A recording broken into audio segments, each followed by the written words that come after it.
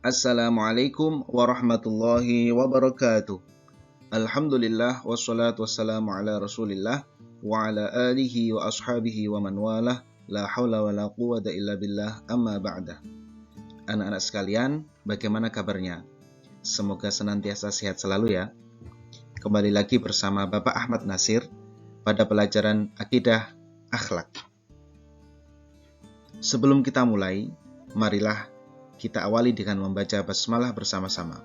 Bismillahirrahmanirrahim.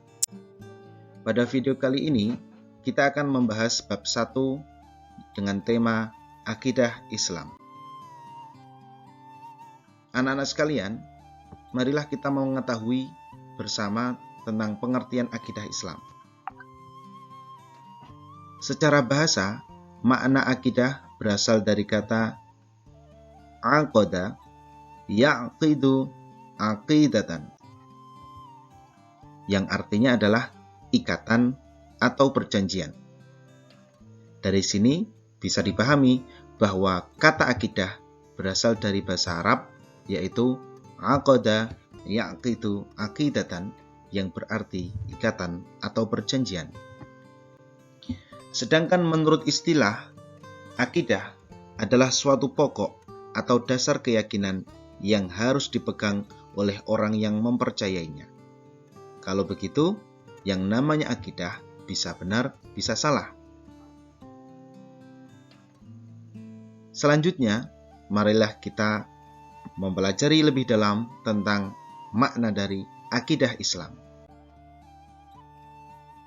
Akidah Islam atau al-aqidah al-islamiyah bisa diartikan sebagai pokok-pokok kepercayaan yang harus diyakini kebenarannya oleh setiap orang yang beragama Islam atau disebut Muslim. Sehingga, melalui keterangan ini, kita bisa memahami bahwa seseorang yang mengaku beragama Islam, dia harus meyakini hal-hal mendasar dari agama Islam itu sendiri, seperti meyakini keberadaan Allah, meyakini adanya kitab-kitab Allah, meyakini adanya rasul-rasul Allah, meyakini adanya hari kiamat, meyakini tentang qada dan qadar, dan lain sebagainya. Selanjutnya, kita akan membahas tentang dasar akidah Islam. Dasar hukum akidah Islam adalah Al-Quran dan As-Sunnah. Karena itu, akidah Islam bersifat tauqifi, artinya tidak dapat ditetapkan kecuali berdasarkan dengan dalil syar'i, yaitu Al-Quran dan As-Sunnah. Anak-anak sekalian, sebagaimana kita tahu bahwa Al-Quran adalah kalamullah yang diturunkan kepada Nabi Muhammad SAW melalui perantara malaikat Jibril. Sedangkan As-Sunnah adalah tuntunan dari Nabi Muhammad SAW yang berupa perkataan, perbuatan, dan sikap diam beliau terhadap suatu perkara. Marilah kita mencoba untuk memahami dan menggali dasar akidah Islam yang pertama, yaitu Al-Quran. Di dalam Al-Quran, banyak sekali ayat-ayat atau surat yang menjelaskan tentang akidah Islam. Namun, pada kesempatan kali ini, Bapak akan menyampaikan satu surat di dalam Al-Quran yang menjelaskan tentang akidah Islam, yaitu Al-Quran, surat Al-Ikhlas, ayat 1 sampai dengan 4. A'udzu billahi minasy syaithanir rajim. Bismillahirrahmanirrahim. Qul huwallahu ahad. Allahus samad. Lam yalid wa lam yulad wa lam yakul lahu kufuwan ahad. Artinya, katakanlah, Dia Allah yang Maha Esa. Allah adalah Tuhan yang bergantung kepadanya segala sesuatu. Dia tidak beranak dan tidak pula diperanakkan, dan tidak ada seorang pun yang setara dengan Dia. Maha benar Allah dengan segala firman-Nya. Yang kedua adalah hadis Nabi. Pada kesempatan kali ini, Bapak akan menyajikan satu hadis yang dinukil dari kitab Sahih Al-Bukhari. Bismillahirrahmanirrahim.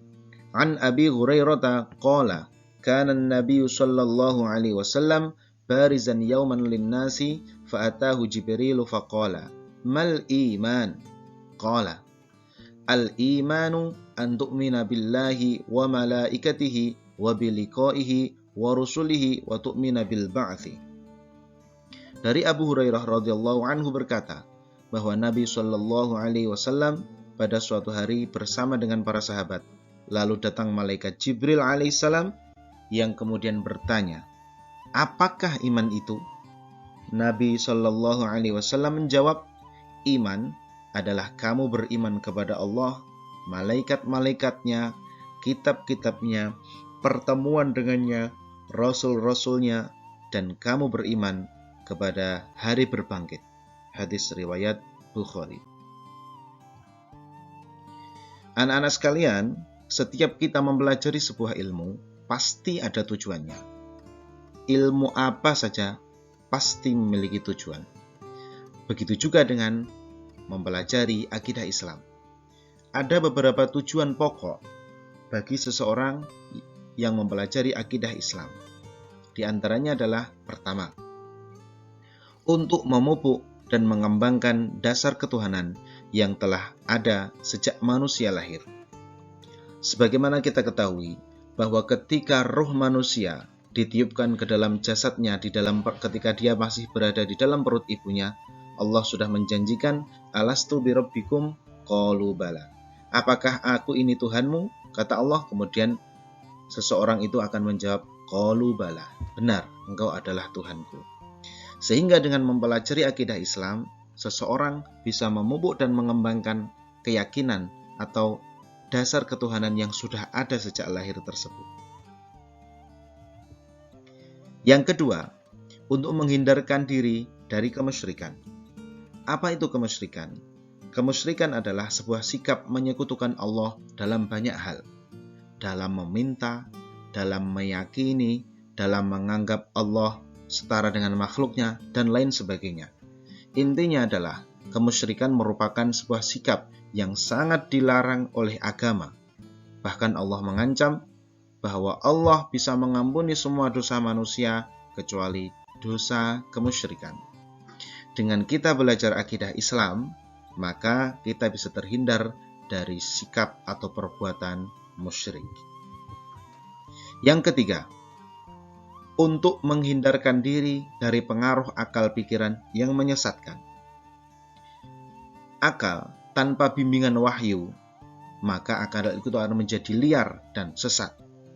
Dengan mendasari pemikiran seseorang dengan wahyu atau tuntunan agama, maka akal pikiran akan terarah dan akal pikiran akan bisa digunakan semaksimal mungkin untuk menopang keagamaan atau spiritualitas yang dimiliki oleh seseorang. Anak-anak sekalian, demikian tadi pembahasan tentang pengertian akidah Islam, dasar-dasar akidah Islam, dan tujuan mempelajari akidah Islam. Semoga video kali ini bermanfaat untuk kita semua. Selanjutnya, coba kalian lihat gambar berikut ini dan berikan komentarmu tentang gambar-gambar berikut ini. Yang pertama adalah gambar orang yang memberikan sesajen dan berdoa di hadapan pohon. Menurutmu bagaimana?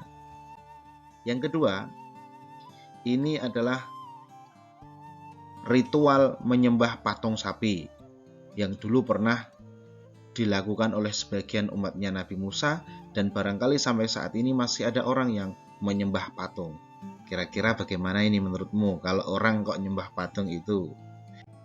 Dan yang ketiga, nah ini contoh lagi seseorang yang menyembah patung. Anak-anak sekalian, demikian tadi video pembelajaran yang Bapak sampaikan. Semoga bermanfaat untuk kita semua. Kalau ada kesalahan, saya mohon maaf yang sebesar-besarnya. Kita ketemu lagi pada video-video berikutnya, masih di pelajaran akidah akhlak. Semoga kalian sehat selalu. Wallahul muwaffiq ila aqwamit thoriq. Wassalamualaikum warahmatullahi wabarakatuh.